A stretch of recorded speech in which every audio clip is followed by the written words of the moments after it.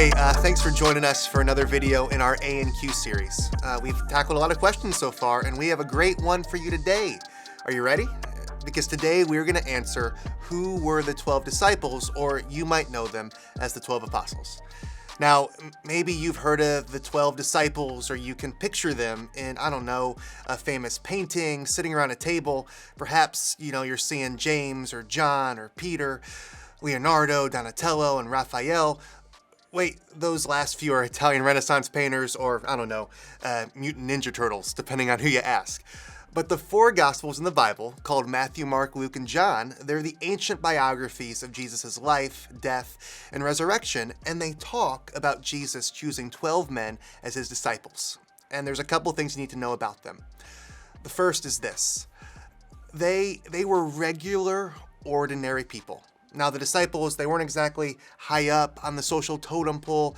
They weren't going to win any popularity contests. Most of them, they weren't even formally educated. They were the people on the margins, the fishermen, the tax collectors, the revolutionaries. Now, that may not seem like a big deal to us, but I'm telling you, in the ancient world, these people, they were outcasts. They were on the outside looking in, and yet Jesus called them. I think this fact reveals something special about the heart of God. He pursues people on the outside, which means that no one is beyond his reach. God, he isn't primarily interested in the most powerful or the popular people.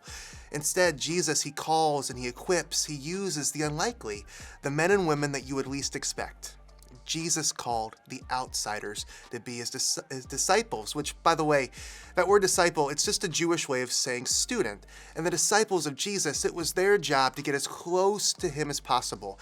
They spent each and every day with their teacher. They walked with him. They ate with him. They rested with him. They listened from him. All the while, they learned from him every chance they got. That's what this ragtag group of people did. They followed after Jesus. Now, they weren't perfect. They needed grace each and every step of the way. But Jesus, he faithfully guided them, and he walked with them. He made them into the world changers that they became, so much so that we're still talking about them thousands of years later. Their names were Simon, Peter, and Andrew, James, John, Philip, Nathaniel, Thomas, Matthew, Judas, Thaddeus, Simon. Now, why does this matter for us today? Because, if you're asking me, I think it's fantastic news. Because I'm the unlikely. There's nothing special about me. I'm not perfect. I've made mistakes. I've disobeyed God. And I don't think I'm the only one. And praise Jesus that he calls and he forgives and he restores and he equips imperfect people to work with him. That's what he did then with the 12 disciples, and he's still doing that today. He's doing it through us, and he's sending us into the world to call people to himself, to work as his disciples, to share this good news of grace and hope, making more disciples in the process. Now, we could spend a lot longer talking about how we do that, how we move into the world, and what God's calling each of us to do. But you know what? Let's stop there for now. So reach out to us in the comments section. If you have any questions, feel free to share those and subscribe to our channel so you don't miss the next video.